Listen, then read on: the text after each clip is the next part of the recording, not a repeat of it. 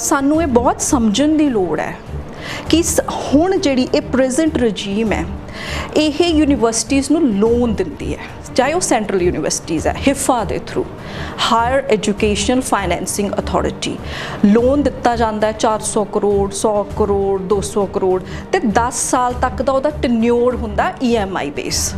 ਤੇ ਉਹਦੇ ਵਿੱਚ ਲਿਖਿਆ ਹੋਇਆ ਆ ਜਿਹੜੇ MOU ਸਾਈਨ ਕਰਦੇ ਆ ਉਹ ਯੂਨੀਵਰਸਿਟੀ UGC ਕਿ ਜੀ ਉਹ ਲੋਨ ਤੁਸੀਂ ਵਾਪਸ ਕਰਨਾ ਹੈ ਤੇ ਤੁਸੀਂ ਆਪਣੇ ਰਿਸੋਰਸਸ ਜਨਰੇਟ ਕਰੋ।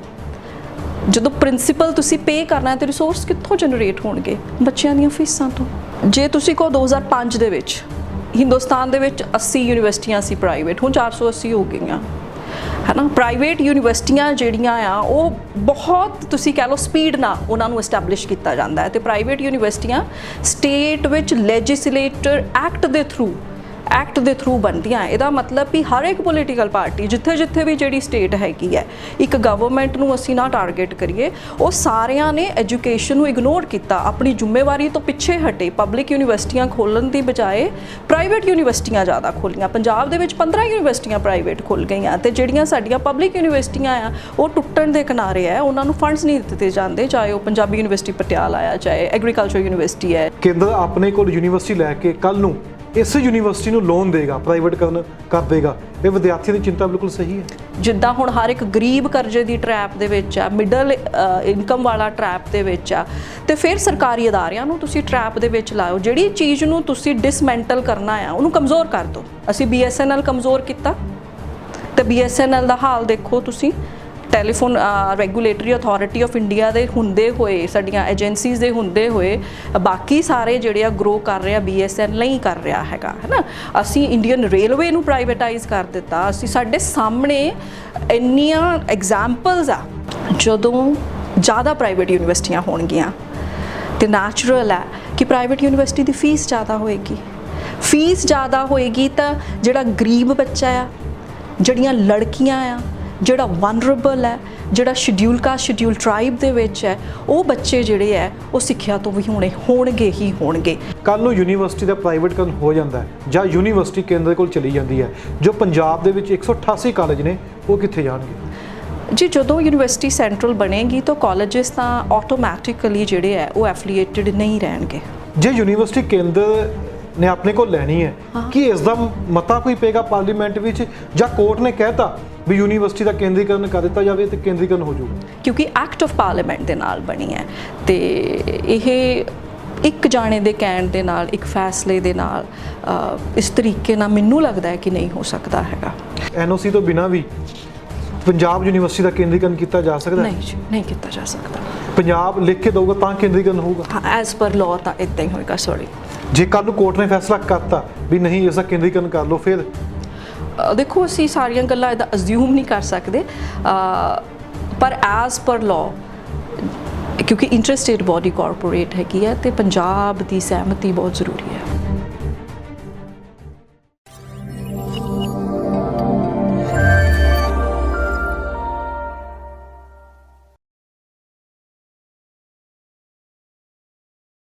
ਪੰਜਾਬ ਯੂਨੀਵਰਸਿਟੀ 1883 ਵਿੱਚ ਲਾਹੌਰ 'ਚ ਬਣਦੀ ਹੈ।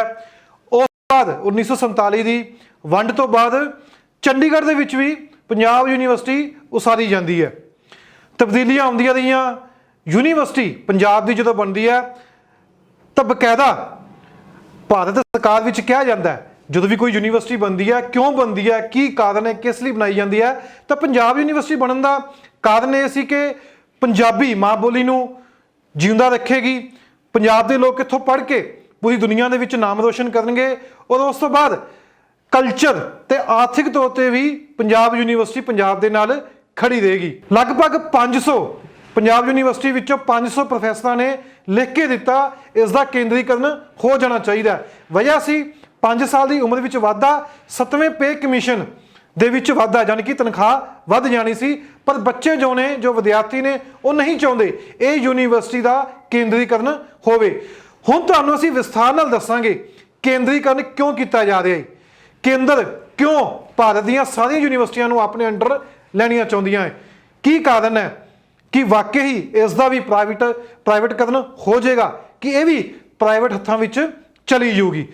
ਸਾਡੇ ਨਾਲ ਮੌਜੂਦ ਨੇ ਨਵਦੀਪ ਕੌਰ ਜੀ, ਐਸੋਸੀਏਟ ਪ੍ਰੋਫੈਸਰ ਨੇ ਪੰਜਾਬ ਯੂਨੀਵਰਸਿਟੀ ਚੰਡੀਗੜ੍ਹ ਦੇ ਵਿੱਚ। ਆਪਾਂ ਗੱਲਬਾਤ ਕਰਾਂਗੇ ਇਹਨਾਂ ਨਾਲ। ਮੈਮ ਬਹੁਤ ਸਵਾਗਤ ਹੈ ਪੰਜਾਬ ਨਿਊਜ਼ ਤੇ। ਹਾਂਜੀ, ਧੰਨਵਾਦ ਤੁਹਾਡਾ ਬਹੁਤ ਬਹੁਤ। ਕਿ ਕਦੀ ਵੀ ਸਨ 47 ਤੋਂ ਬਾਅਦ ਜਾਂ 1966 ਤੋਂ ਬਾਅਦ ਇਹ ਗੱਲ ਚੱਲੀ ਸੀ ਕਿ ਪੰਜਾਬ ਯੂਨੀਵਰਸਿਟੀ ਦਾ ਕੇਂਦਰੀਕਰਨ ਕਰ ਦਿੱਤਾ ਜਾਵੇ? ਜੇ ਥੋੜਾ ਵਿਸਥਾਰ ਨਾਲ ਦੱਸੋ, ਯੂਨੀਵਰਸਿਟੀ ਨੂੰ ਲੈ ਕੇ ਮਾਮਲੇ ਹੁਣ ਬਾਰ-ਬਾਰ ਕਿਉਂ ਸਾਹਮਣੇ ਆ ਰਹੇ ਨੇ? ਵਿਦਿਆਰਥੀ ਕਿਉਂ ਪ੍ਰੋਟੈਸਟ ਕਰਦੇ ਨੇ? ਇਹ ਯੂਨੀਵਰਸਿਟੀ ਪੰਜਾਬ ਯੂਨੀਵਰਸਿਟੀ ਵੰਡ ਤੋਂ ਪਹਿਲਾਂ ਬਣੀ 1882 ਦੇ ਵਿੱਚ। Punjab university Lahore, university college Lahore ਤੋਂ ਇਹਨੂੰ ਯੂਨੀਵਰਸਿਟੀ ਬਣਾਇਆ ਗਿਆ। ਉਸ ਸਮੇਂ ਦੀਆਂ ਸਿੱਖ ਰਿਆਸਤਾਂ ਨੇ ਇਹਦੇ ਲਈ ਕੰਟਰੀਬਿਊਟ ਕੀਤਾ।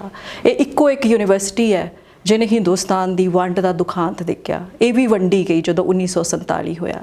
ਇੱਕ ਲਾਹੌਰ ਰਹਿ ਗਿਆ ਤੇ ਇੱਕ ਚੰਡੀਗੜ੍ਹ। ਉਸ ਟਾਈਮ ਦੇ ਵਿੱਚ ਇਹਦੇ ਚੰਡੀਗੜ੍ਹ ਨਹੀਂ ਸੀ, ਸੋਲਨ, ਮਹਿੰਦਰਾ ਕਾਲਜ, ਦਿੱਲੀ, ਕੁਛ ਇੱਕ ਡਿਪਾਰਟਮੈਂਟ ਇਸ ਤਰੀਕੇ ਦੇ ਨਾਲ ਰਹੇ। ਇਹ ਵੀ ਉਸੇ ਤਰੀਕੇ ਦੇ ਨਾਲ ਕਿਣਕਾ ਕਰਕੇ ਬਣੀ ਵੰਡ ਤੋਂ ਬਾਅਦ, ਜਿੱਦਾਂ ਸਾਰਾ ਪੰਜਾਬ ਦੁਬਾਰਾ ਆਪਣੇ ਪੈਰਾਂ ਤੇ ਖੜਾ ਹੋਇਆ। ਇਸ ਗੱਲ ਦੀ ਜਿਹੜਾ ਹੈ, ਜੇ ਤੁਸੀਂ ਯੂਨੀਵਰਸਿਟੀ ਦੀ ਪਹਿਲੀ ਕਨਵੋਕੇਸ਼ਨ ਤੇ ਸਰਦਾਰ ਵੱਲਭ ਭਾਈ ਪਟੇਲ, ਜਿਹਨੂੰ ਸਾਡੀ ਮੌਜੂਦਾ ਗਵਰਨਮੈਂਟ ਆਪਣਾ ਆਈਡੀਅਲ ਮੰਨਦੀ ਹੈ, ਸਵਰਾਜਵੀਰ ਹੁਣਾਂ ਨੇ ਆਪਣੇ ਇੱਕ ਆਰਟੀਕਲ 'ਚ ਲਿਖਿਆ ਹੈ ਕਿ ਕਿੰਨੇ ਭਾਵੁਕ ਸ਼ਬਦਾਂ ਦੇ ਵਿੱਚ ਸਰਦਾਰ ਵੱਲਭ ਭਾਈ ਪਟੇਲ ਨੇ ਇਸ ਯੂਨੀਵਰਸਿਟੀ ਪ੍ਰਤੀ ਆਪਣੇ ਯੋਗਦਾਨ ਦਾ, ਇਸ ਯੂਨੀਵਰਸਿਟੀ ਪ੍ਰਤੀ ਸਰਕਾਰ ਦੀ ਜਿਹੜੀ ਜ਼ਿੰਮੇਵਾਰੀ ਹੈ ਉਹਦੇ ਬਾਰੇ ਗੱਲ ਕੀਤੀ ਸੀਗੀ। ਉਹ ਆਰਟੀਕਲ ਦੇ ਵਿੱਚ ਹੂ ਬਹੂ ਲਾਈਨਾਂ ਤੁਹਾਨੂੰ ਸਰਦਾਰ ਵੱਲਭ ਭਾਈ ਪਟੇਲ ਦੀਆਂ ਮਿਲ ਜਾਣਗੀਆਂ। ਸਮੇਂ ਦੇ ਨਾਲ ਨਾਲ ਉਸ ਦੁਖਾਂਤ ਤੋਂ ਨਿਕਲ ਕੇ ਯੂਨੀਵਰਸਿਟੀ ਜਿਹੜੀ ਆ 1966 ਤੱਕ ਆਉਂਦੇ ਐਸਟੈਬਲਿਸ਼ ਹੁੰਦੀ ਹੈ।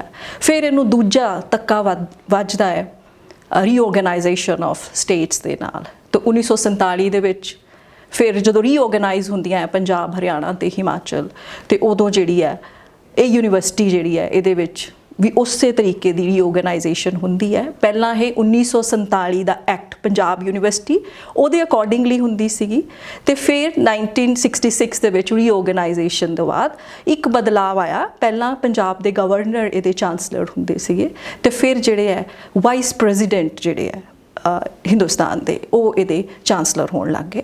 ਤੇ 1966 ਤੋਂ ਬਾਅਦ ਹੁਣ ਤੱਕ ਵਾਈਸ ਪ੍ਰੈਜ਼ੀਡੈਂਟ ਹੀ ਇਹਦੇ ਚਾਂਸਲਰ ਹੈਗੇ ਆ। ਹੁਣ ਬੱਚੇ ਜੋ ਪ੍ਰੋਟੈਸਟ ਕਰਦੇ ਨੇ, ਵਿਦਿਆਰਥੀ ਹੁਣ ਸੜਕਾਂ ਦੇ ਉਤਰੇ ਹੋਏ ਨੇ, ਯੂਨੀਵਰਸਿਟੀ ਦਾ ਕਹਿੰਦੇ ਕੇਂਦਰੀਕਰਨ ਹੋ ਜਾਊਗਾ। ਕਿਉਂ ਕੇਂਦਰ ਆਪਣੇ ਕੋਲ ਲੈਣਾ ਚਾਹੁੰਦੀ ਯੂਨੀਵਰਸਿਟੀ ਨੂੰ? ਇਹਨਾਂ ਤੁਹਾਨੂੰ ਥੋੜਾ ਜਿਹਾ ਪਿੱਛੇ ਜਾਣਾ ਪੈਣਾ ਹੈ। ਇਹ ਕੋਈ ਅੱਜ ਦੀ ਡਿਮਾਂਡ ਨਹੀਂ ਹੈਗੀ ਕਿ ਇਸ ਯੂਨੀਵਰਸਿਟੀ ਨੂੰ ਸੈਂਟਰਲ ਯੂਨੀਵਰਸਿਟੀ ਬਣਾ ਦਿੱਤਾ ਜਾਏ। ਇੱਕ ਵਾਰ 2008 ਵਿੱਚ ਵੀ ਪੰਜਾਬ ਸਰਕਾਰ ਨੇ NOC ਦਿੱਤਾ ਸੀ, ਫਿਰ ਵਿਰੋਧ ਤੋਂ ਬਾਅਦ ਉਹਨਾਂ ਨੂੰ ਵਾਪਸ ਲੈਣਾ ਪਿਆ ਸੀਗਾ। ਫਿਰ ਸਾਡੀ ਸੈਨੇਟ ਵਿੱਚ ਵੀ, ਪਹਿਲਾਂ ਮੈਂ ਵੀ ਪੂਟਾ ਦੇ ਵਿੱਚ ਐਗਜ਼ੀਕਟਿਵ ਮੈਂਬਰ ਹੁੰਦੀ ਸੀ, ਅਸੀਂ ਵੀ ਸੈਂਟਰਲ ਸਟੇਟਸ ਚਾਹੁੰਦੇ ਸੀਗੇ ਕਿ ਪੰਜਾਬ ਯੂਨੀਵਰਸਿਟੀ ਦਾ ਹੋ ਜਾਏ, ਕਿਉਂਕਿ ਸੈਂਟਰਲ ਯੂਨੀਵਰਸਿਟੀ ਬਣਨ ਦੇ ਨਾਲ ਤੁਹਾਨੂੰ ਜਿਹੜੀ ਹੈ, ਉਦੋਂ ਮੈਨੂੰ ਇਸ ਤਰੀਕੇ ਨਾਲ ਮਹਿਸੂਸ ਹੁੰਦਾ ਸੀਗਾ ਕਿਉਂਕਿ UPA ਦੀ ਗਵਰਨਮੈਂਟ ਸੀ, ਸੈਂਟਰਲ ਯੂਨੀਵਰਸਿਟੀਜ਼ ਨੂੰ ਫੰਡਿੰਗ ਬਹੁਤ ਮਿਲਦੀ ਸੀਗੀ, ਤੇ ਸਭ ਨੂੰ ਇਸ ਤਰੀਕੇ ਨਾਲ ਲੱਗਦਾ ਸੀ ਕੋਈ ਨਵੀਂ ਡਿਮਾਂਡ ਇਹ ਨਹੀਂ ਹੈਗੀ ਕਿ ਪੰਜਾਬ ਯੂਨੀਵਰਸਿਟੀ ਨੂੰ ਸੈਂਟਰਲ ਯੂਨੀਵਰਸਿਟੀ ਬਣਾ ਦਿੱਤਾ ਜਾਏ। ਇਹ ਚਰਚਾ ਹੈਗੀ ਹੈ ਕਿ ਖੁਦ ਪੰਜਾਬ ਯੂਨੀਵਰਸਿਟੀ ਦੇ ਪ੍ਰੋਫੈਸਰਾਂ ਨੇ ਲਿਖ ਕੇ ਦਿੱਤਾ, 500 ਦੇ ਆਸ-ਪਾਸ ਪ੍ਰੋਫੈਸਰਾਂ ਨੇ ਲਿਖ ਕੇ ਦਿੱਤਾ, 650 ਦੇ ਆਸ-ਪਾਸ ਪ੍ਰੋਫੈਸਰ ਯੂਨੀਵਰਸਿਟੀ ਵਿੱਚ ਹੈਗੇ ਨੇ। ਉਹਨਾਂ ਨੇ ਲਿਖ ਕੇ ਕਿਉਂ ਦਿੱਤਾ ਹੈ ਇਸ ਦਾ ਕੇਂਦਰੀਕਰਨ ਹੋ ਜਾਵੇ? ਇਹ ਆਨਸਰ ਕਰਨ ਤੋਂ ਪਹਿਲਾਂ ਆਪਾਂ ਜ਼ਰੂਰ ਇੱਕ ਚੀਜ਼ ਪਹਿਲਾਂ ਇਹ ਸਮਝੀਏ ਕਿ ਜਿਹੜੀ ਇਹ ਸਰਕਾਰ ਹੈ ਇਹਨੂੰ ਸੈਂਟਰਲ ਸਟੇਟਸ ਕਿਉਂ ਦੇਣਾ ਚਾਹੁੰਦੀ ਹੈ। ਪਹਿਲੀ ਗੱਲ ਤਾਂ ਇੱਕ ਇਹ ਨੋਟਿਸ ਕਰ ਲਈਏ ਕਿ ਹਜੇ ਗਵਰਨਮੈਂਟ ਆਫ ਇੰਡੀਆ ਨੇ ਨਹੀਂ ਕਿਹਾ ਹੈਗਾ। ਹਾਈ ਕੋਰਟ ਨੇ ਇੱਕ ਡਾਇਰੈਕਟਿਵ ਦਿੱਤਾ ਆ ਗਵਰਨਮੈਂਟ ਨੂੰ ਕਿ ਤੁਸੀਂ ਇਨ ਪੋਲਿਸੀ, ਇਨ ਪ੍ਰਿੰਸੀਪਲ ਕੰਸੀਡਰ ਕਰੋ, ਠੀਕ ਹੈ। ਇੰਡੀਅਨ ਗਵਰਨਮੈਂਟ ਵੱਲੋਂ ਸਾਡੇ ਕੋਲ ਹਜੇ ਕੁਝ ਨਹੀਂ ਆਇਆ ਹੈਗਾ। ਪਰ ਜਿਹੜਾ ਬੱਚਿਆਂ ਦੀ ਇਨਸਿਕਿਉਰਿਟੀ ਦੀ ਤੁਸੀਂ ਪਹਿਲੇ ਸਵਾਲ ਦੇ ਵਿੱਚ ਗੱਲ ਕੀਤੀ ਆ, ਪਹਿਲਾਂ ਮੈਂ ਉਹਨੂੰ ਜ਼ਰੂਰ ਲਵਾਂਗੀ ਤੇ ਟੀਚਰਸ ਤੇ ਮੈਂ ਬਾਅਦ ਦੇ ਵਿੱਚ ਆਵਾਂਗੀ। ਸਾਨੂੰ ਨਾ ਪਹਿਲਾਂ ਇੱਕ ਟ੍ਰੈਂਡ ਸਮਝਣਾ ਪੈਣਾ ਪ੍ਰਾਈਵੇਟਾਈਜੇਸ਼ਨ ਦਾ। ਬੱਚੇ ਕਿਉਂ ਇਨਸਿਕਿਉਰ ਫੀਲ ਕਰ ਰਹੇ ਆ, ਕਿਉਂ ਉਹ ਪ੍ਰੋਟੈਸਟ ਕਰ ਰਹੇ ਆ? ਜੇ ਅਸੀਂ ਦੇਖੀਏ ਕਿ ਹਿੰਦੁਸਤਾਨ ਦੇ ਵਿੱਚ ਨਾ ਜਦੋਂ ਤੋਂ ਹੀ ਅਸੀਂ WTO ਦੇ ਅੰਡਰ ਅਗਰੀਮੈਂਟ ਕੀਤਾ ਹੈ, ਵਰਲਡ ਟ੍ਰੇਡ ਆਰਗੇਨਾਈਜੇਸ਼ਨ ਦੇ ਅੰਡਰ, ਤੇ ਹਾਇਰ ਐਜੂਕੇਸ਼ਨ ਨੂੰ ਅਸੀਂ ਟ੍ਰੇਡੇਬਲ ਬਣਾ ਲਿਆ, ਮਤਲਬ ਇਹਦੇ ਤੋਂ ਅਸੀਂ ਰੈਵਨਿਊ ਜਨਰੇਟ ਕਰਨਾ ਹੈ। ਉਦੋਂ ਤੋਂ ਪੂਰੇ ਹਿੰਦੁਸਤਾਨ ਦੇ ਵਿੱਚ, ਕੱਲੀ BJP ਨਹੀਂ, ਇਸ ਤੋਂ ਪਹਿਲਾਂ ਕਾਂਗਰਸ, UPA, NDA, ਇਹਨਾਂ ਸਾਰਿਆਂ ਨੇ ਪ੍ਰਾਈਵੇਟਾਈਜੇਸ਼ਨ ਵੱਲ ਵਧਣਾ ਸ਼ੁਰੂ ਕਰ ਦਿੱਤਾ। ਜੇ ਤੁਸੀਂ ਕਹੋ 2005 ਦੇ ਵਿੱਚ ਹਿੰਦੁਸਤਾਨ ਦੇ ਵਿੱਚ 80 ਯੂਨੀਵਰਸਿਟੀਆਂ ਸੀ ਪ੍ਰਾਈਵੇਟ, ਹੁਣ 480 ਹੋ ਗਈਆਂ। है ना। प्राइवेट यूनिवर्सिटियां ਜਿਹੜੀਆਂ ਆ ਉਹ ਬਹੁਤ ਤੁਸੀਂ ਕਹਿ ਲਓ ਸਪੀਡ ਨਾਲ ਉਹਨਾਂ ਨੂੰ ਐਸਟੈਬਲਿਸ਼ ਕੀਤਾ ਜਾਂਦਾ ਹੈ ਤੇ ਪ੍ਰਾਈਵੇਟ ਯੂਨੀਵਰਸਿਟੀਆਂ ਸਟੇਟ ਵਿੱਚ ਲੈਜਿਸਲੇਟਰ ਐਕਟ ਦੇ ਥਰੂ ਬਣਦੀਆਂ। ਇਹਦਾ ਮਤਲਬ ਵੀ ਹਰ ਇੱਕ ਪੋਲੀਟੀਕਲ ਪਾਰਟੀ ਜਿੱਥੇ ਵੀ ਜਿਹੜੀ ਸਟੇਟ ਹੈਗੀ ਹੈ, ਇੱਕ ਗਵਰਨਮੈਂਟ ਨੂੰ ਅਸੀਂ ਨਾ ਟਾਰਗੇਟ ਕਰੀਏ, ਉਹ ਸਾਰਿਆਂ ਨੇ ਐਜੂਕੇਸ਼ਨ ਨੂੰ ਇਗਨੋਰ ਕੀਤਾ, ਆਪਣੀ ਜ਼ਿੰਮੇਵਾਰੀ ਤੋਂ ਪਿੱਛੇ ਹਟੇ। ਪਬਲਿਕ ਯੂਨੀਵਰਸਿਟੀਆਂ ਖੋਲ੍ਹਣ ਦੀ ਬਜਾਏ ਪ੍ਰਾਈਵੇਟ ਯੂਨੀਵਰਸਿਟੀਆਂ ਜ਼ਿਆਦਾ ਖੋਲ੍ਹੀਆਂ। ਪੰਜਾਬ ਦੇ ਵਿੱਚ 15 ਯੂਨੀਵਰਸਿਟੀਆਂ ਪ੍ਰਾਈਵੇਟ ਖੁੱਲ੍ਹ ਗਈਆਂ ਤੇ ਜਿਹੜੀਆਂ ਸਾਡੀਆਂ ਪਬਲਿਕ ਯੂਨੀਵਰਸਿਟੀਆਂ ਆ ਉਹ ਟੁੱਟਣ ਦੇ ਕਿਨਾਰੇ ਹੈ। ਉਹਨਾਂ ਨੂੰ ਫੰਡਸ ਨਹੀਂ ਦਿੱਤੇ ਜਾਂਦੇ, ਚਾਹੇ ਉਹ ਪੰਜਾਬੀ ਯੂਨੀਵਰਸਿਟੀ ਪਟਿਆਲਾ ਆ, ਚਾਹੇ ਐਗਰੀਕਲਚਰ ਯੂਨੀਵਰਸਿਟੀ ਹੈ, ਚਾਹੇ ਗੁਰੂ ਨਾਨਕ ਦੇਵ ਯੂਨੀਵਰਸਿਟੀ ਹੈ। ਉਹ ਕਿਉਂਕਿ ਸੈਂਟਰਲ ਐਮੀਨੀਅੰਸ ਇੰਸਟੀਟਿਊਟ ਹੈ, ਉਹਨਾਂ ਨੂੰ UGC ਦੀ ਫੰਡਿੰਗ ਆਉਂਦੀ ਹੈ ਤੇ ਉਹ ਸਰਵਾਈਵ ਕਰ ਰਹੀ ਹੈ।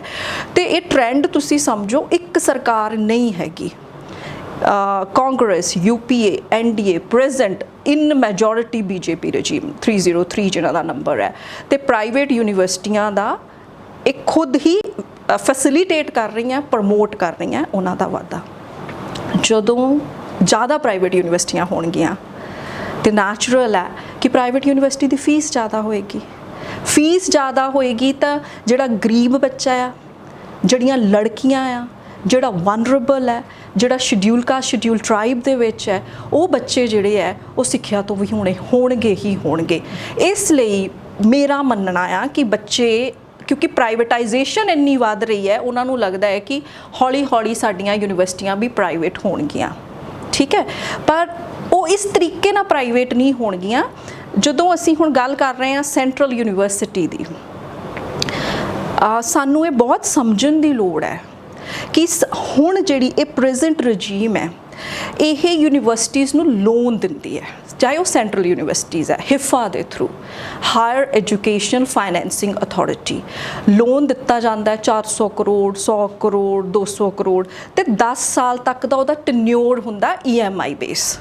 ਤੇ ਉਹਦੇ ਵਿੱਚ ਲਿਖਿਆ ਹੋਇਆ ਆ, ਜਿਹੜੇ MOU ਸਾਈਨ ਕਰਦੇ ਆ ਉਹ ਯੂਨੀਵਰਸਿਟੀ UGC ਕਿ ਜੀ ਉਹ ਲੋਨ ਤੁਸੀਂ ਵਾਪਸ ਕਰਨਾ ਆ ਤੇ ਤੁਸੀਂ ਆਪਣੇ ਰਿਸੋਰਸਸ ਜਨਰੇਟ ਕਰੋ। ਜਦੋਂ ਪ੍ਰਿੰਸੀਪਲ ਤੁਸੀਂ ਪੇ ਕਰਨਾ ਤੇ ਰਿਸੋਰਸ ਕਿੱਥੋਂ ਜਨਰੇਟ ਹੋਣਗੇ? ਬੱਚਿਆਂ ਦੀਆਂ ਫੀਸਾਂ ਤੋਂ, ਹੈ ਨਾ। ਤੇ ਇਹ ਕਿਹੜਾ ਵੈਲਫੇਅਰ ਮਾਡਲ ਹੈ? ਇਹ ਕਿਹੜਾ ਕਨਸਟੀਟਿਊਸ਼ਨ ਆ ਜਿੱਥੇ ਅਸੀਂ ਡੈਮੋਕ੍ਰੇਸੀ ਦੀ ਗੱਲ ਕਰਦੇ ਹਾਂ? ਅਸੀਂ ਉਸ ਡੈਮੋਕ੍ਰੇਸੀ ਦੀ ਗੱਲ ਕਰਦੇ ਹਾਂ ਕਿ ਆਪਾਂ ਦੇਖਿਆ ਹੈ ਕਿ ਵੱਡੇ ਰਾਜਨੇਤਾ ਕਲੇਮ ਕਰਦੇ ਅਸੀਂ ਗਰੀਬ ਘਰਾਂ ਤੋਂ ਸੀਗੇ, ਤੇ ਹੁਣ ਅਸੀਂ ਗਰੀਬ ਬੱਚਿਆਂ ਬਾਰੇ, ਉਹ ਹਾਇਰ ਐਜੂਕੇਸ਼ਨ ਐਕਸੈਸ ਬਾਰੇ ਸੋਚਣਾ ਬੰਦ ਕਿਉਂ ਕਰ ਦਿੱਤਾ? ਅੱਛਾ ਮੈਮ, ਸਵਾਲ ਸਭ ਤੋਂ ਅਹਿਮ ਹੈ ਕਿ ਜੋ ਪ੍ਰੋਫੈਸਰ ਚਾਹੁੰਦੇ ਨੇ ਯੂਨੀਵਰਸਿਟੀ ਦੇ, ਉਹਨਾਂ ਨੇ ਕਿੰਨੇ ਪ੍ਰੋਫੈਸਰਾਂ ਨੇ ਲਿਖ ਕੇ ਦੇ ਦਿੱਤਾ ਕਿ ਯੂਨੀਵਰਸਿਟੀ ਜੋ ਹੈ ਉਹ ਕੇਂਦਰ ਕੋਲ ਚਲੀ ਜਾਵੇ? ਉਹ ਕਾਰਨ ਕੀ ਲਿਖ ਕੇ ਦੇਣ ਦਾ? ਜਿਹੜੇ ਸਾਡੇ ਕਲੀਗਸ ਹੈ ਜਿਨ੍ਹਾਂ ਨੇ ਲਿਖ ਕੇ ਦਿੱਤਾ ਆ, ਉਹਦਾ ਇੱਕ ਕਾਰਨ ਇਹ ਹੈ ਕਿ ਜਿਹੜੀਆਂ ਸੈਂਟਰਲ ਯੂਨੀਵਰਸਿਟੀਜ਼ ਹੈ ਉਹਦੇ ਵਿੱਚ ਏਜ ਜਿਹੜੀ ਹੈ 65 ਹੁੰਦੀ ਹੈ ਰਿਟਾਇਰਮੈਂਟ, ਜਿਹੜੀ ਪੰਜਾਬ ਵਿੱਚ 60 ਹੁੰਦੀ ਹੈ। ਪੰਜਾਬ ਵਿੱਚ 60 ਹੁੰਦੀ ਹੈ। ਦੂਜਾ ਜਿਹੜਾ 7ਵਾਂ ਪੇ ਕਮਿਸ਼ਨ ਹੈ, ਤੁਹਾਨੂੰ ਇਹ ਜਾਣ ਕੇ ਹੈਰਾਨੀ ਹੋਏਗੀ ਕਿ ਪੰਜਾਬ ਸਰਕਾਰ ਨੇ ਕਾਲਜ ਕੇਡਰ ਨੂੰ ਛੱਡ ਕੇ ਬਾਕੀ ਹਰ ਥਾਂ ਇੰਪਲੀਮੈਂਟ ਕਰ ਦਿੱਤਾ। 1 ਮਹੀਨਾ ਦਸੰਬਰ ਦੇ ਵਿੱਚ ਲੋਕ ਸੜਕਾਂ ਤੇ ਖੜੇ, ਟੀਚਰਸ ਨੇ ਬੰਦ ਕੀਤੇ ਤੇ ਉਹਨਾਂ ਨੇ ਉਹ ਲਾਗੂ ਨਹੀਂ ਕੀਤਾ ਹੈਗਾ। ਸਰਕਾਰ ਆਪਣੀਆਂ ਪਾਲਿਸੀਜ਼, ਜੋ ਵੀ ਫਾਈਨੈਂਸ ਮਿਨਿਸਟਰ ਉਸ ਟਾਈਮ ਦੇ ਸੀ, ਉਹਨਾਂ ਨੂੰ ਵੀ PFACTO ਦੇ ਨੁਮਾਇੰਦੇ ਮਿਲਦੇ ਸੀਗੇ, ਉਹ ਨਹੀਂ ਕੀਤਾ ਹੈਗਾ। ਤੇ ਟੀਚਰਸ ਜਿਹੜੇ ਹੈ ਉਹਨਾਂ ਨੂੰ ਇਹ ਲੱਗਦਾ ਆ ਕਿ ਸਰਕਾਰ ਜਿਹੜੀ ਹੈ ਉਹ ਆਪਣੇ ਹੱਥ ਪਿੱਛੇ ਖਿੱਚ ਰਹੀ ਹੈ, ਪੰਜਾਬ ਸਰਕਾਰ। ਉਹਨਾਂ ਨੂੰ ਲੱਗਦਾ ਹੈ ਕਿ ਸਾਨੂੰ ਸੈਂਟਰਲ ਦੇ ਨਾਲ ਸੈਂਟਰਲ ਯੂਨੀਵਰਸਿਟੀ ਹੋਣੀ ਚਾਹੀਦੀ ਹੈ। ਪਰ ਮੇਰਾ ਥੋੜ੍ਹਾ ਜਿਹਾ ਉਹਨਾਂ ਦੇ ਨਾਲ ਵਿਊ ਪੁਆਇੰਟ ਨਹੀਂ ਮਿਲਦਾ ਹੈਗਾ। ਮੈਨੂੰ ਲੱਗਦਾ ਹੈ ਕਿ ਇਹ ਚੀਜ਼ ਤਾਂ ਠੀਕ ਹੈ ਉਹ ਜਿਹੜੀ ਕਹਿ ਰਹੇ ਆ, ਉਹਦੇ ਨਾਲ 2017 ਦੇ ਵਿੱਚ ਵੀ ਇਹ ਡਿਮਾਂਡ ਸੀ ਸੈਂਟਰਲ ਯੂਨੀਵਰਸਿਟੀ, ਪਰ ਉਦੋਂ MHRD ਨੇ ਬੜਾ ਕਲੀਅਰ ਕੱਟ ਕਿਹਾ ਕਿ ਪਹਿਲਾਂ ਤਾਂ ਤੁਹਾਨੂੰ ਨਾਨ ਟੀਚਿੰਗ ਦਾ ਜਿਹੜਾ ਰੇਸ਼ੋ ਹੈ ਉਹ 1:1 ਕਰਨਾ ਪਏਗਾ। ਸਾਡੇ ਯੂਨੀਵਰਸਿਟੀ ਰੇਸ਼ੋ ਹੈਗਾ ਆ 1:3। 1 ਮਤਲਬ ਨਾਨ ਟੀਚਿੰਗ, 3 ਮਤਲਬ ਟੀਚਿੰਗ, ਰਾਈਟ। ਸਾਨੂੰ ਪੂਰੇ ਦਾ ਪੂਰਾ ਯੂਨੀਵਰਸਿਟੀ ਦਾ ਜਿਹੜਾ ਆ ਰੀਸਟਰਕਚਰਿੰਗ ਕਰਨੀ ਪਏਗੀ। ਦੂਸਰੀ ਗੱਲ ਇਹ ਵੀ ਕੰਡੀਸ਼ਨ ਹੈ ਕਿ ਜਿਹੜੇ ਪੰਜਾਬ ਦੇ ਐਫੀਲੀਏਟਿਡ ਕਾਲਜਸ ਆ ਉਹ ਇਹਨਾਂ ਐਫੀਲੀਏਟਿਡ ਨਹੀਂ ਰਹਿਣਗੇ। ਹੁਣ ਹਾਈ ਕੋਰਟ ਕਹਿ ਰਿਹਾ ਹੈ ਜੀ ਉਹ ਦੂਸਰੀਆਂ ਯੂਨੀਵਰਸਿਟੀ, ਜੋ ਮਾਨਯੋਗ ਕਿਹਾ ਗਿਆ ਉਸ ਆਰਡਰ ਕਿ ਦੂਸਰੀਆਂ ਯੂਨੀਵਰਸਿਟੀਆਂ ਦੇ ਨਾਲ ਚਲੇ ਜਾਣ, ਪਰ ਸਾਨੂੰ ਫਾਈਨੈਂਸ਼ੀਅਲੀ ਦੇਖੋ ਕਿ ਕਾਲਜ ਸਾਨੂੰ ਕਰੀਬ 150 ਕਰੋੜ ਰੁਪਈਆ ਸਾਨੂੰ ਉੱਥੋਂ ਰੈਵਨਿਊ ਆਉਂਦਾ ਆ। ਠੀਕ ਹੈ, ਪੰਜਾਬ ਯੂਨੀਵਰਸਿਟੀ 0 ਤੇ ਆ ਜਾਏਗੀ, ਹੈ ਨਾ। ਤੇ ਨਾਲ ਦੇ ਨਾਲ ਇਸ ਤਰੀਕੇ ਨਾਲ ਨਹੀਂ ਹੋ ਸਕਦਾ ਹੈਗਾ ਕਿ ਉਹ ਸੰਸਥਾ ਜਿਹੜੀ ਇੰਨੇ ਮਤਲਬ ਡੈਕੇਡਸ ਪੁਰਾਣੀ ਹੋਵੇ, ਉਹਨੂੰ ਅਸੀਂ ਇੱਕ ਆਪਣੇ ਥੋੜ੍ਹੇ ਜਿਹੀਆਂ ਮਤਲਬ ਫਾਇਦਿਆਂ ਦੇ ਲਈ ਇਸ ਤਰੀਕੇ ਦੇ ਨਾਲ ਕੈਲਕੂਲੇਸ਼ਨ ਕਰਨੀ ਸ਼ੁਰੂ ਕਰ ਦਈਏ, ਹੈ ਨਾ। ਹਰੇਕ ਜਗ੍ਹਾ ਦੀ ਇੱਕ ਸੋਸ਼ਲ ਹਿਸਟਰੀ ਹੁੰਦੀ ਹੈ, ਉਹਦੀ ਇੱਕ ਕਲਚਰਲ ਬੈਕਗਰਾਉਂਡ ਹੁੰਦੀ ਹੈ। ਚੰਡੀਗੜ੍ਹ ਦੇ ਇੱਕ ਟੈਰੀਟੋਰੀਅਲ ਡਿਸਕ੍ਰਿਪਸ਼ਨ ਦੇ ਵਿੱਚ ਆਉਣ ਦੇ ਨਾਲ ਅਸੀਂ ਇਹਨੂੰ ਇਹ ਨਹੀਂ ਕਹਿ ਸਕਦੇ ਕਿ ਇਹਨੂੰ ਕਲੇਮ ਕਰ ਲਿਆ। ਯੈਸ, ਜਿਸ ਤਰੀਕੇ ਦੇ ਨਾਲ ਸਾਡੇ ਉਸ ਟਾਈਮ ਦੇ ਪ੍ਰਾਈਮ ਮਿਨਿਸਟਰ ਮਨਮੋਹਨ ਸਿੰਘ ਹੁਣਾਂ ਨੇ ਕਿਹਾ ਸੀ ਕਿ ਇਹਨੂੰ ਯੂਨੀਕ ਸਟੇਟਸ ਦਿੱਤਾ ਜਾਏ, ਨੈਸ਼ਨਲ ਇੰਪੋਰਟੈਂਸ ਦਾ ਸਟੇਟਸ ਦਿੱਤਾ ਜਾਏ, ਪਰ ਹੁਣ ਸਾਡੇ ਕੋਲ ਉਸ ਤਰੀਕੇ ਦਾ ਕੋਈ ਵੀ ਤੁਸੀਂ ਕਹਿ ਲਓ ਵਿਜ਼ਨਰੀ ਨਹੀਂ ਹੈਗਾ ਜਿਹੜਾ ਪੰਜਾਬ ਯੂਨੀਵਰਸਿਟੀ ਦੀ ਬਾਂਹ ਫੜ ਲਏ, ਕਿਉਂਕਿ ਇਹ ਇੰਟਰ ਸਟੇਟ ਬੋਡੀ ਕਾਰਪੋਰੇਟ ਆ। ਇਹਦੇ ਐਕਟ ਵਿੱਚ ਹੀ ਲਿਖਿਆ ਹੋਇਆ ਹੈ ਕਿ government means central government and senate is the regulatory body and all the decisions that has to be taken that is by the Senate. The Senate is ਇਹਦੇ ਵਿੱਚ nominated members ਵੀ ਹੁੰਦੇ ਆ ਜਿਹੜੇ ਮਾਨਯੋਗ ਸਾਡੇ ਚਾਂਸਲਰ ਹੈ, ਸਾਡੇ ਵਾਈਸ ਪ੍ਰੈਜ਼ੀਡੈਂਟ, ਉਹ ਕਰਦੇ ਆ, ਤੇ ਇਹਦੇ ਵਿੱਚ ਇਲੈਕਟਿਡ ਮੈਂਬਰ ਵੀ ਹੁੰਦੇ ਆ। ਅੱਛਾ ਮੈਮ, ਹੁਣ ਯੂਨੀਵਰਸਿਟੀ ਦੀ ਗੱਲ ਕਰੀਏ, ਪੰਜਾਬ ਕਿੰਨੀ ਫੰਡਿੰਗ ਕਰਦਾ ਯੂਨੀਵਰਸਿਟੀ ਨੂੰ? ਪਹਿਲਾ ਰੇਸ਼ੋ ਸੀ 60-40, ਫਿਰ 80-20 ਬਣੀ, ਕਿ ਹੁਣ ਪੰਜਾਬ ਯੂਨੀਵਰਸਿਟੀ ਨੂੰ ਪੰਜਾਬ ਸਰਕਾਰ ਫੰਡ ਕਰਦੀ ਹੈ?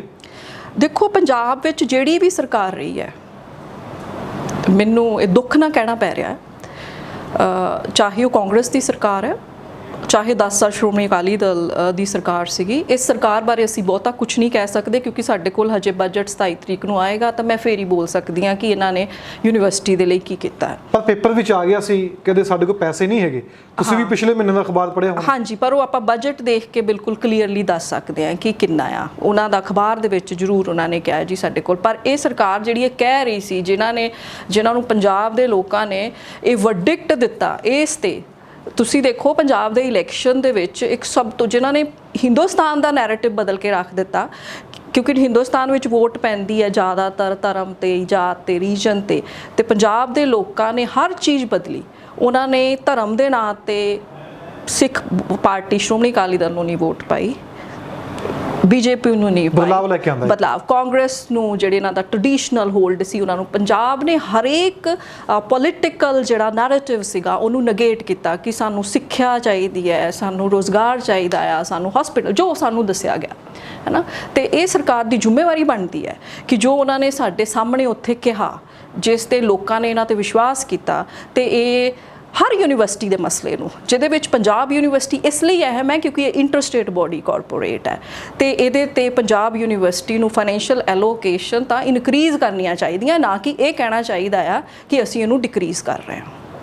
ਹੁਣ ਸਵਾਲ ਹੁੰਦਾ ਜੋ ਮੌਜੂਦਾ ਗਵਰਨਮੈਂਟ ਹੈਗੀ ਆ, ਜਦੋਂ ਪ੍ਰੋਫੈਸਰ ਜੋ ਨੇ 500-550 ਪ੍ਰੋਫੈਸਰ ਲਿਖ ਕੇ ਦਿੰਦਾ ਹੈ ਕੋਰਟ ਵਿੱਚ ਜਾ ਕੇ, ਕਹਿੰਦਾ ਵੀ ਇਸ ਦਾ ਕੇਂਦਰੀਕਰਨ ਹੋ ਜਾਵੇ, ਫਿਰ ਧਿਰ ਕਿਉਂ ਨਹੀਂ ਬਣਿਆ ਪੰਜਾਬ ਸਰਕਾਰ ਉਸ ਵਿੱਚ? ਦੇਖੋ, ਜਿਹੜਾ ਉਸ ਦਿਨ ਨਹੀਂ, ਜਿਹੜਾ ਤੁਸੀਂ ਕਹਿ ਰਹੇ ਹੋ ਨਾ 500 ਪ੍ਰੋਫੈਸਰ ਨੇ ਲਿਖ ਕੇ ਦਿੱਤਾ ਆ, ਉਹ ਹਾਈ ਕੋਰਟ ਦੇ ਡਾਇਰੈਕਟਿਵ ਤੋਂ ਬਾਅਦ ਲਿਖ ਕੇ ਦਿੱਤਾ, ਪਰ ਜਿਸ ਦਿਨ ਹਾਈ ਕੋਰਟ ਵਿੱਚ ਡਾਇਰੈਕਸ਼ਨ ਹੋਈ ਹੈ, ਪੰਜਾਬ ਸਰਕਾਰ ਵੱਲੋਂ ਕੋਈ ਵੀ ਨੁਮਾਇੰਦਾ ਨਹੀਂ ਸੀ ਉੱਥੇ। ਇਹ ਤਾਂ ਜਿਹੜੀ ਉਹ ਆਰਡਰ ਹੈ ਜਿਹੜਾ ਪਬਲਿਕ ਪੋਰਟਲ ਤੇ ਵੀ ਹੈਗਾ ਆ, ਪੰਜਾਬ ਸਰਕਾਰ ਵੱਲੋਂ ਕਿਸੇ ਵੀ ਤਰ੍ਹਾਂ ਦਾ ਕੋਈ ਵੀ ਨੁਮਾਇੰਦਗੀ ਨਹੀਂ ਕੀਤੀ ਗਈ ਇਸ ਕੇਸ ਨੂੰ ਲੈ ਕੇ। ਕਿ ਪੰਜਾਬ ਸਰਕਾਰ ਪੈਸੇ ਦੇਣ ਤੋਂ ਪੱਲਾ ਝਾੜਦੀ ਹੈ, ਕਿ ਪੰਜਾਬ ਸਰਕਾਰ ਕੋਲ ਪੈਸੇ ਹੈਗੇ ਨੇ ਜਾਂ ਮਨਾ ਕਰਦੀ ਹੈ? 33 ਕਰੋੜ ਦੀ ਗੱਲ ਆਉਂਦੀ ਹੈ, 33 ਕਰੋੜ ਦਿੰਦੀ ਸੀ, 6% ਵਧਾ ਕੇ ਸਰਕਾਰਾਂ ਦੇ ਰਹੀਆਂ ਨੇ, ਪਰ ਇਸ ਸਾਲ ਵੀ 6% ਜੋ ਅਖਬਾਰ ਦੇ ਹਿਸਾਬ ਨਾਲ ਲਗਾਈਏ ਸ਼ਾਇਦ ਨਾ ਵਧੇ, ਜੋ 3 ਕਰੋੜ ਰੁਪਈਆ ਵੱਧ ਕੇ ਨਾ ਮਿਲੇ ਯੂਨੀਵਰਸਿਟੀ ਨੂੰ। ਫਿਰ ਲੱਗਦਾ ਜੇ ਢੇਰੀ ਨਹੀਂ ਖੜੀ ਕੀਤੀ ਤਾਂ ਪੰਜਾਬ ਸਰਕਾਰ ਵੀ ਕਹਿੰਦੀ ਵੀ ਠੀਕ ਹੈ ਯੂਨੀਵਰਸਿਟੀ ਕੇਂਦਰ ਕੋਲ ਚਲੀ ਜਾਵੇ, ਪੈਸੇ ਨਹੀਂ ਹੈਗੇ। ਨਹੀਂ, ਫਾਈਨੈਂਸ਼ੀਅਲ ਕੰਸਟ੍ਰੇਂਟ ਹੋਣਾ ਇੱਕ ਗੱਲ ਹੈ, ਆਪਣੇ ਹੱਕਾਂ ਦੀ ਰਾਖੀ ਕਰਨਾ ਦੂਜੀ ਗੱਲ ਹੈ, ਦੋਨੇ ਅਲੱਗ ਚੀਜ਼ਾਂ ਆ। ਪੰਜਾਬ ਸਰਕਾਰ ਨੂੰ ਜਿੱਥੇ ਜਿੱਥੇ ਪੰਜਾਬ ਦੇ ਰਾਈਟਸ ਹੈ, ਜਿੱਥੇ ਜਿੱਥੇ ਪੰਜਾਬ ਦੇ ਕਾਲਜਿਸ ਦੀ ਪ੍ਰੋਬਲਮ ਹੈ, ਜਿੱਥੇ ਜਿੱਥੇ ਪੰਜਾਬ ਦੇ ਹਾਇਰ ਐਜੂਕੇਸ਼ਨ ਢਾਂਚੇ ਨੂੰ ਡਿਸਮੈਂਟਲ ਕੀਤਾ ਜਾ ਰਿਹਾ ਹੈ ਸਟੇਜ ਬਾਏ ਸਟੇਜ, ਉੱਥੇ ਤਾਂ ਪੰਜਾਬ ਸਰਕਾਰ ਨੂੰ ਸਟੈਂਡ ਲੈਣਾ ਚਾਹੀਦਾ ਹੈ ਨਾ, ਕਿ ਜੇ ਸਾਡੀਆਂ ਯੂਨੀਵਰਸਿਟੀਆਂ ਲੋਨਸ 'ਤੇ ਚੱਲਣਗੀਆਂ ਤੇ ਫਿਰ ਸਾਡੇ ਬੱਚੇ ਜੇ ਫੀਸ ਹੀ ਜ਼ਿਆਦਾ ਦੇਣਗੇ, ਫਿਰ ਸਰਕਾਰਾਂ ਦੀ ਕੀ ਲੋੜ ਹੈ? ਇੱਕ ਹੋਰ ਬੜਾ ਮੈਮ ਸਵਾਲ ਹੈ, ਮੈਂ ਮੰਨ ਲਈਏ 30 ਅਗਸਤ ਨੂੰ ਜੋ ਕੋਰਟ ਵਿੱਚ ਬੁਲਾਇਆ ਗਿਆ ਕੇਂਦਰ ਨੂੰ, ਕੱਲ ਨੂੰ ਯੂਨੀਵਰਸਿਟੀ ਦਾ ਪ੍ਰਾਈਵੇਟਕਰਨ ਹੋ ਜਾਂਦਾ ਹੈ ਜਾਂ ਯੂਨੀਵਰਸਿਟੀ ਕੇਂਦਰ ਕੋਲ ਚਲੀ ਜਾਂਦੀ ਹੈ, ਜੋ ਪੰਜਾਬ ਦੇ ਵਿੱਚ 188 ਕਾਲਜ ਨੇ ਉਹ ਕਿੱਥੇ ਜਾਣਗੇ? ਜੀ ਜਦੋਂ ਯੂਨੀਵਰਸਿਟੀ ਸੈਂਟਰਲ ਬਣੇਗੀ ਤਾਂ ਕਾਲਜਸ ਤਾਂ ਆਟੋਮੈਟਿਕਲੀ ਜਿਹੜੇ ਹੈ ਉਹ ਐਫੀਲੀਏਟਡ ਨਹੀਂ ਰਹਿਣਗੇ।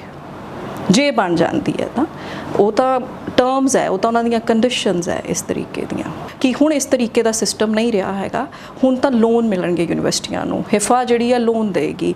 IITs ਜਿਹੜੇ ਹੈ ਜੇ ਉਹ 800 ਕਰੋੜ ਦਾ ਵੀ ਲੋਨ ਲੈ ਰਹੇ ਆ, ਪਿੱਛੇ ਜੇ ਕਿਸੇ ਨੇ 400 ਦਾ ਲਿਆ ਤਾਂ ਉਹਨਾਂ ਨੂੰ ਮੋੜਨਾ ਬਹੁਤ ਔਖਾ ਹੈ। MHRD ਨੇ IITs ਦੇ ਵਿੱਚ ਜਿਹੜੀ ਉਹ 5 ਲੱਖ ਫੀਸ ਦਿੰਦੇ ਸੀ ਹਰ IIT ਬੱਚੇ ਨੂੰ, ਉਹ 3 ਲੱਖ ਕਰ ਦਿੱਤੀ ਹੈ। ਸਾਨੂੰ ਇਹ ਸਾਰੀ ਕ੍ਰੋਨੋਲੋਜੀ ਸਮਝਣੀ ਪੈਣੀ ਹੈ ਕਿ ਸਾਡੀ ਜਿਹੜੀ ਸਰਕਾਰ ਹੈ, ਜਿਹੜੀ ਸਾਡੀ ਮੌਜੂਦਾ ਰਜੀਮ ਹੈ, ਪਹਿਲੀਆਂ ਨੇ ਵੀ ਇਹ ਕੀਤਾ ਹੈ ਪਰ ਹੁਣ ਤਾਂ ਬਹੁਤ ਹਾਈ ਸਪੀਡ ਨਾਲ ਹੋ ਰਿਹਾ ਆ ਕਿ ਇਹਨਾਂ ਦਾ ਸਾਰਾ ਪ੍ਰਾਈਵੇਟਾਈਜੇਸ਼ਨ, ਮਤਲਬ ਵਿੱਦਿਆ ਨੂੰ ਇਹਨਾਂ ਨੇ ਟ੍ਰੇਡੇਬਲ ਕਿੱਦਾਂ ਬਣਾ ਦਿੱਤਾ ਹੈ ਨਾ।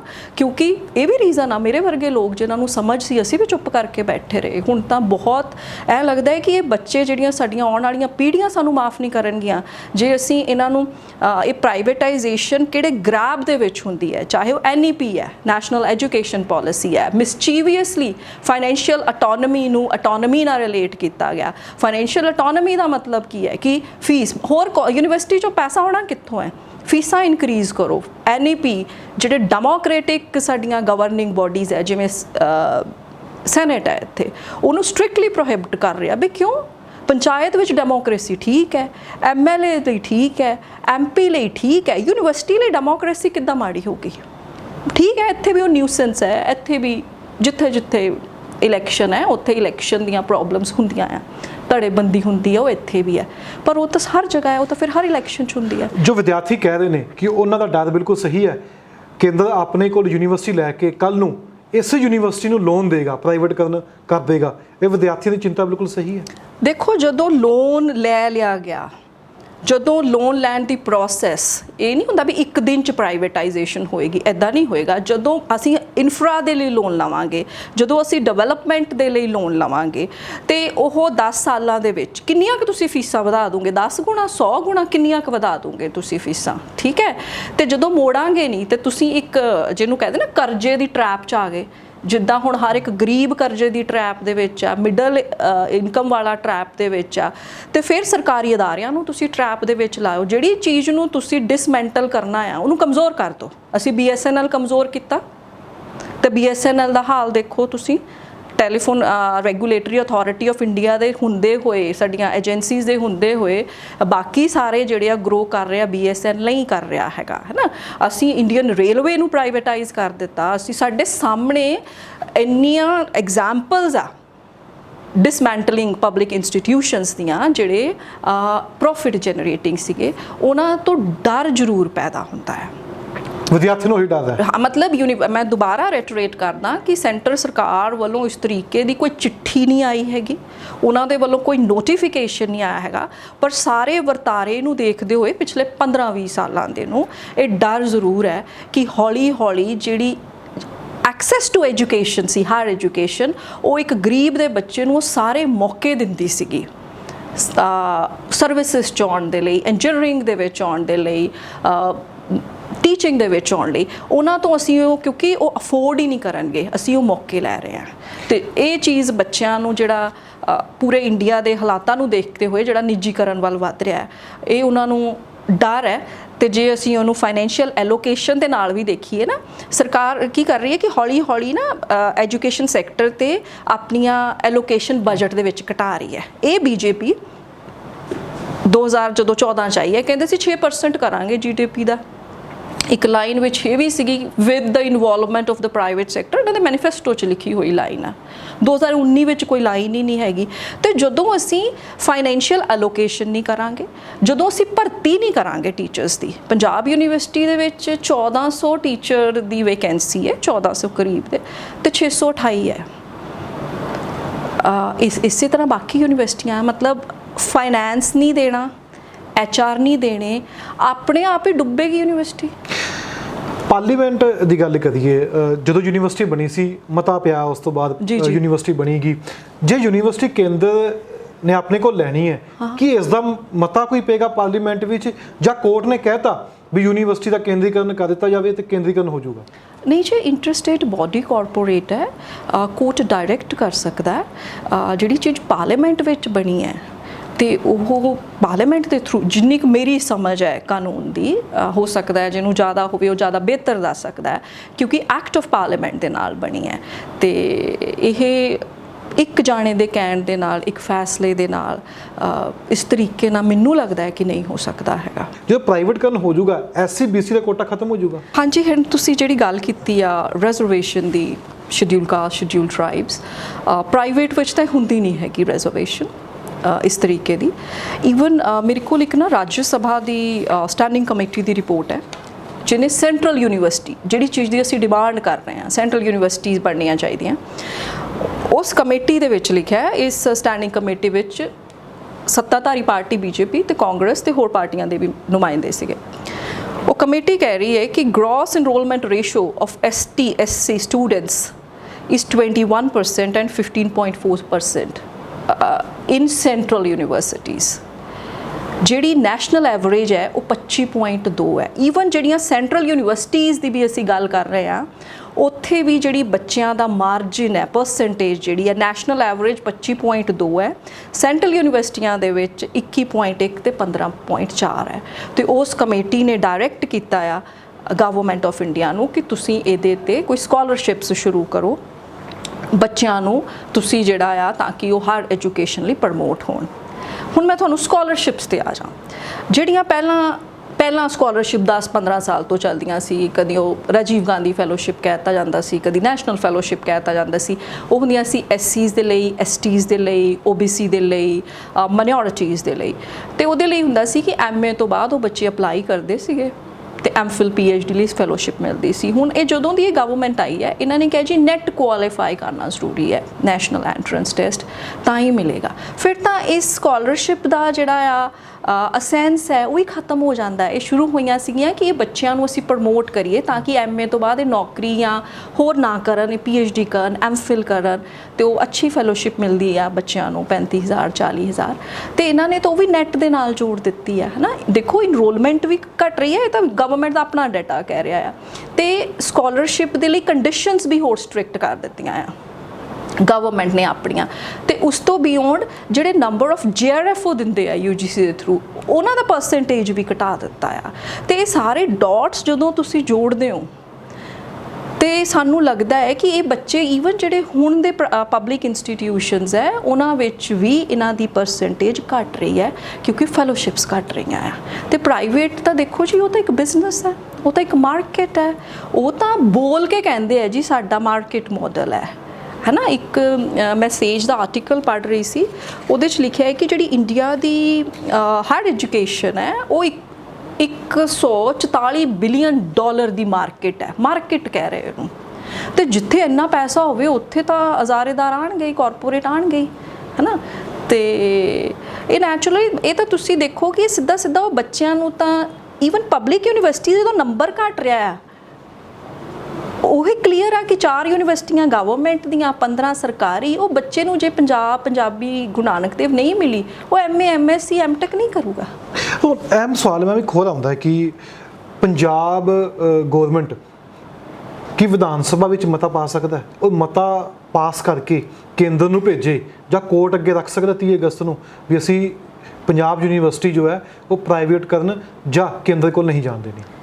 ਹਾਂ, ਪੰਜਾਬ ਸਰਕਾਰ ਨੂੰ ਜ਼ਰੂਰ ਆਪਣੀ ਸਾਰੀਆਂ ਕੋਸ਼ਿਸ਼ਾਂ ਕਰਨੀਆਂ ਚਾਹੀਦੀਆਂ, ਹਰ ਇੱਕ ਸੋਰਸ ਦੇ ਥਰੂ ਕਰਨੀਆਂ ਚਾਹੀਦੀਆਂ। ਵਿਧਾਨ ਸਭਾ 'ਚ ਉਹਨਾਂ ਦੀ ਮੈਜੋਰਿਟੀ ਹੈ, ਹੁਣ ਤਾਂ ਉਹਨਾਂ ਦੇ MP ਵੀ ਬਹੁਤ ਹੈਗੇ ਆ ਰਾਜ ਸਭਾ ਦੇ ਵਿੱਚ, ਉੱਥੇ ਵੀ ਉਹ ਇਸ ਇਸ਼ੂ ਨੂੰ ਰੇਜ਼ ਕਰ ਸਕਦੇ ਆ। ਤੇ ਨਾਟ ਓਨਲੀ ਜਿਹੜੀ ਹੁਣ ਵਾਲੀ ਪਾਰਟੀ ਹੈ, ਜਿੰਨੀਆਂ ਵੀ ਪੋਲੀਟੀਕਲ ਪਾਰਟੀਜ਼ ਹੈਗੀਆਂ ਆ, ਚਾਹੇ ਉਹ ਹੁਣ ਵਿਰੋਧੀ ਧਿਰ ਦੇ ਵਿੱਚ ਹੈ, ਉਹਨਾਂ ਨੂੰ ਪੰਜਾਬ ਦੀ ਜਿਹੜੀ ਸਿੱਖਿਆ ਤੰਤਰ ਹੈ, ਚਾਹੇ ਉਹ ਹਾਇਰ ਐਜੂਕੇਸ਼ਨ ਹੈ, ਚਾਹੇ ਉਹ ਸਕੂਲ ਹੈ, ਉਹਦੇ ਤੇ ਹਰੇਕ ਪੋਲੀਟੀਕਲ ਇੰਟਰਸਟ ਨੂੰ ਪਿੱਛੇ ਛੱਡ ਕੇ ਇੱਕ ਹੋਣਾ ਚਾਹੀਦਾ ਹੈ। 2008 ਵਿੱਚ ਪ੍ਰਕਾਸ਼ ਸਿੰਘ ਬਾਦਲ ਨੇ ਦੇਤਾ ਸੀ, NOC ਦੇਤੀ ਸੀ ਕੇਂਦਰ ਨੂੰ ਵੀ ਇਸ ਦਾ ਕੇਂਦਰੀਕਰਨ ਕਰ ਲਓ। NOC ਤੋਂ ਬਿਨਾਂ ਵੀ ਪੰਜਾਬ ਯੂਨੀਵਰਸਿਟੀ ਦਾ ਕੇਂਦਰੀਕਰਨ ਕੀਤਾ ਜਾ ਸਕਦਾ? ਨਹੀਂ ਜੀ, ਨਹੀਂ ਕੀਤਾ ਜਾ ਸਕਦਾ। ਪੰਜਾਬ ਲਿਖ ਕੇ ਦਊਗਾ ਤਾਂ ਕੇਂਦਰੀਕਰਨ ਹੋਊਗਾ? ਹਾਂ, ਐਜ਼ ਪਰ ਲਾਅ ਤਾਂ ਇਦਾਂ ਹੀ ਹੋਏਗਾ। ਸੌਰੀ, ਜੇ ਕੱਲ ਨੂੰ ਕੋਰਟ ਨੇ ਫੈਸਲਾ ਕਰਤਾ ਵੀ ਨਹੀਂ ਇਸ ਦਾ ਕੇਂਦਰੀਕਰਨ ਕਰ ਲਓ, ਫਿਰ ਦੇਖੋ ਅਸੀਂ ਸਾਰੀਆਂ ਗੱਲਾਂ ਇਹਦਾ ਅਜ਼ਿਊਮ ਨਹੀਂ ਕਰ ਸਕਦੇ, ਪਰ ਐਜ਼ ਪਰ ਲਾਅ, ਕਿਉਂਕਿ ਇੰਟਰਸਟੇਟ ਬੋਡੀ ਕਾਰਪੋਰੇਟ ਹੈਗੀ ਹੈ ਤੇ ਪੰਜਾਬ ਦੀ ਸਹਿਮਤੀ ਬਹੁਤ ਜ਼ਰੂਰੀ ਹੈ। ਪੰਜਾਬ ਦੀ ਸਹਿਮਤੀ ਬਿਨਾਂ ਜਾ ਨਹੀਂ ਸਕਦੀ ਯੂਨੀਵਰਸਿਟੀ। ਮੇਰੇ ਹਿਸਾਬ ਦੇ ਨਾਲ ਤਾਂ ਇਹੀ ਇੰਟਰਪ੍ਰੀਟੇਸ਼ਨ ਹੈ।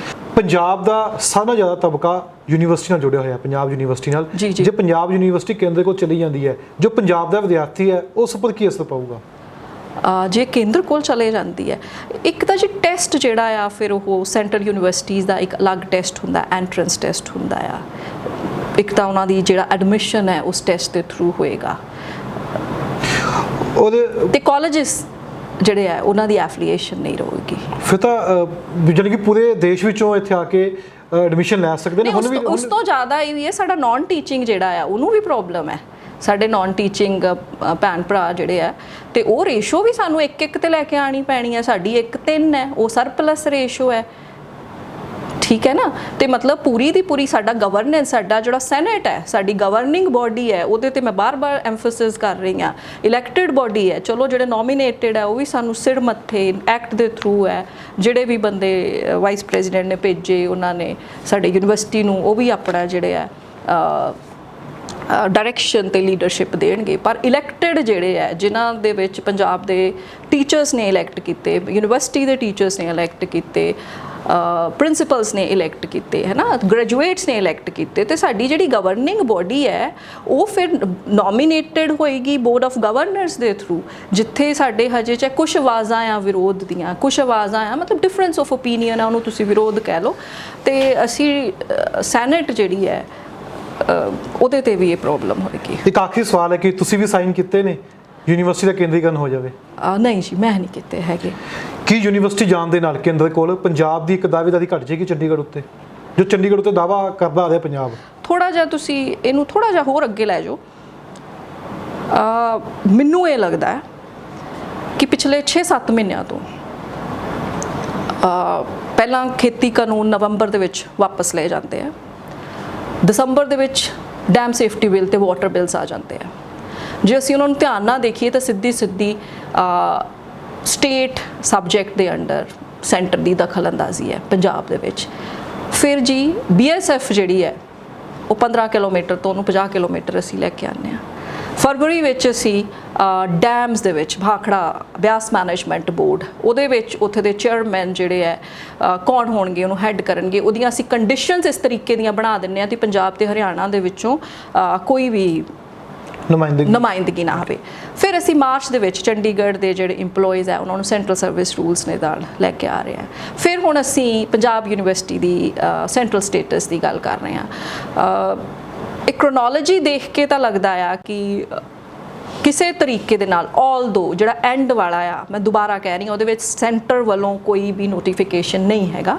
That was by the high court direction is there. Federal rights ਜਿਹੜੇ ਹੁੰਦੇ ਆ ਸਟੇਟ, ਉਹਨਾਂ ਵਿੱਚ ਇੰਟਰਫੇਰੈਂਸ ਜਿੱਦਾਂ ਐਮਰਜੈਂਸੀ ਦੇ ਟਾਈਮ ਤੇ ਵਧੀ ਸੀਗੀ, ਉਸ ਤਰੀਕੇ ਦੇ ਨਾਲ ਹੁਣ ਵੀ ਵੱਧ ਰਹੀ ਹੈ। ਕੀ ਇੱਕ ਕੋਰਟ ਦੇ ਫੈਸਲੇ ਦੇ ਨਾਲ ਵਿਦਿਆਰਥੀ ਜਾਂ ਜਿਨ੍ਹਾਂ ਨੇ ਸਾਈਨ ਨਹੀਂ ਕੀਤੇ ਉਹ ਯੂਨੀਵਰਸਿਟੀ ਦਾ ਕੇਂਦਰੀਕਰਨ ਹੋਣ ਦੇ ਦੇਣਗੇ ਕਿ ਪ੍ਰੋਟੈਸਟ ਇਦਾਂ ਹੀ ਵਿਦਿਆਰਥੀ ਜਾਰੀ ਰੱਖਣਗੇ ਇੱਕ ਕੋਰਟ ਦੇ ਫੈਸਲੇ ਦੇ ਨਾਲ?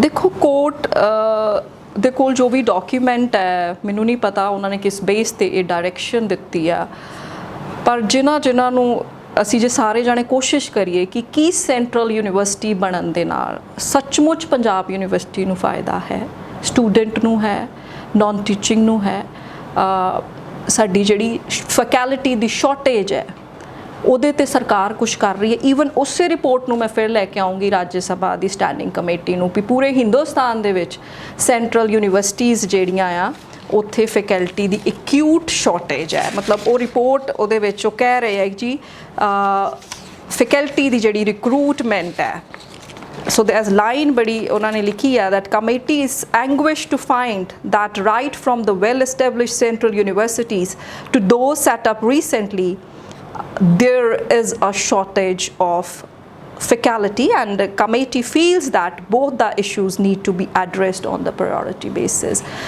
ਅਸੀਂ ਦੇਖੀਏ ਕਿ ਕੀ ਸਾਡੇ ਮਸਲੇ ਹੱਲ ਹੋਣਗੇ ਕਿ ਨੋਮਨਕਲੇਚਰ ਦੇ ਨਾਲ? ਮੈਨੂੰ ਨਹੀਂ ਲੱਗਦਾ ਹੈਗਾ।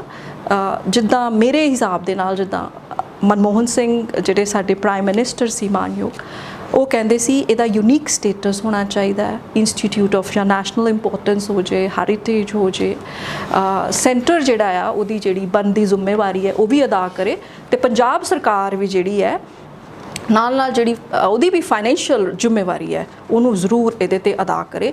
ਇੱਕ ਪੋਲੀਟੀਕਲ ਪਾਰਟੀ ਦੂਜੀ ਨੂੰ ਇੱਕ ਦੂਜੇ ਤੇ ਇਲਜ਼ਾਮ ਲਾਉਣ ਦੀ ਬਜਾਏ ਇਕੱਠੇ ਹੋ ਕੇ ਪੂਰੇ ਦੇ ਪੂਰੇ ਸਿੱਖਿਆ ਤੰਤਰ ਦੇ ਲਈ, ਚਾਹੇ ਉਹ ਸਕੂਲ ਹੈ ਚਾਹੇ ਹਾਇਰ ਐਜੂਕੇਸ਼ਨ ਹੈ, ਇਹਨੂੰ ਪ੍ਰਾਈਵੇਟਾਈਜੇਸ਼ਨ ਤੋਂ ਹੋਣ ਤੋਂ ਬਚਾਉਣ, ਜਿਹੜੀ ਇਨ ਦ ਡਿਸਗਾਈਜ਼ ਆਫ NEP ਆਏਗੀ, ਸਿੱਧੀ ਨਹੀਂ ਆਏਗੀ, ਹੌਲੀ ਹੌਲੀ ਆਏਗੀ। ਤੁਸੀਂ ਸਾਰੀ ਗੱਲਬਾਤ ਸੁਣੀ ਹੈ ਪੰਜਾਬ ਯੂਨੀਵਰਸਿਟੀ ਨੂੰ ਲੈ ਕੇ, ਤਰਕ ਦੇ ਨਾਲ ਗੱਲ ਸੁਣੀ ਹੈ ਵੀ ਕਿਉਂ ਕੋਰਟ ਵਿੱਚ ਮਾਮਲਾ ਗਿਆ। ਪ੍ਰੋਫੈਸਰਾਂ ਨੇ, ਪੰਜਾਬ ਯੂਨੀਵਰਸਿਟੀ ਦੇ ਲਗਭਗ 500 ਪ੍ਰੋਫੈਸਰਾਂ ਨੇ ਲਿਖ ਕੇ ਦਿੱਤਾ ਸੀ ਕਿ ਇਸ ਦਾ ਕੇਂਦਰੀਕਰਨ ਹੋ ਜਾਵੇ, ਪਰ ਉਸ ਤੋਂ ਬਾਅਦ ਕਈ ਪ੍ਰੋਫੈਸਰ ਇਹੋ ਜਿਹੇ ਵੀ ਨੇ ਜਿਨ੍ਹਾਂ ਨੇ ਨਹੀਂ ਲਿਖ ਕੇ ਦਿੱਤਾ। ਉਸ ਤੋਂ ਬਾਅਦ ਮਾਮਲਾ ਕੋਰਟ ਵਿੱਚ ਜਾਂਦਾ। ਕੋਰਟ ਨੇ 30 ਅਗਸਤ ਨੂੰ ਪੁੱਛਿਆ ਕੇਂਦਰ ਕੋਲੋਂ ਵੀ ਕਿਉਂ ਨਾ ਇਹ ਤੁਹਾਨੂੰ ਦੇ ਦਿੱਤੀ ਜਾਵੇ, ਕੇਂਦਰੀਕਰਨ ਕਰ ਦਿੱਤਾ ਜਾਵੇ। ਵਿਦਿਆਰਥੀ ਨੌਜਵਾਨ ਨੂੰ ਪ੍ਰੋਟੈਸਟ ਵੀ ਕਰਦੇ ਨੇ, ਭਗਵੰਤ ਮਾਨ ਨੂੰ ਵੀ ਮਿਲਣ ਦੀ ਕੋਸ਼ਿਸ਼ ਹੁੰਦੀ ਹੈ ਵਿਦਿਆਰਥੀਆਂ ਦੀ, ਪਰ ਅੱਗੋਂ ਜਵਾਬ ਆਉਂਦਾ ਹੈ OSD ਦਾ ਵੀ ਸਾਨੂੰ ਤਾਂ ਪਤਾ ਹੀ ਨਹੀਂ ਯੂਨੀਵਰਸਿਟੀ ਦਾ ਮਸਲਾ ਕੀ ਹੈ।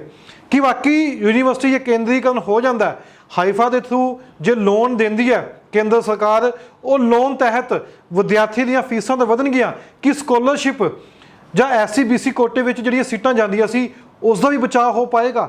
ਉਹ ਸਭ ਤੋਂ ਅਹਿਮ ਸਵਾਲ ਹੈ, ਜੇ ਪੰਜਾਬ ਦੀ ਯੂਨੀਵਰਸਿਟੀ ਚਲੇਗੀ 188 ਕਾਲਜ ਜਿਹੜੇ ਨੇ ਉਹ ਬਾਕੀ ਯੂਨੀਵਰਸਿਟੀਆਂ ਨਾਲ ਜੁੜਨਗੇ, ਫਿਰ ਕਿਸੇ ਨੇ ਵੀ ਐਡਮਿਸ਼ਨ ਲੈਣੀ ਇੱਥੇ ਐਂਟਰੈਂਸ ਟੈਸਟ ਹੋਇਆ ਕਰੇਗਾ, ਜਿਹੜੀ ਅੱਜ ਕੱਲ੍ਹ ਪੰਜਾਬ ਦੇ ਲੋਕਾਂ ਨੂੰ ਜਾਂ ਬਾਕੀ ਸੂਬਿਆਂ ਵਿੱਚ ਆਸਾਨੀ ਨਾਲ ਐਡਮਿਸ਼ਨ ਮਿਲ ਜਾਂਦੀ ਹੈ।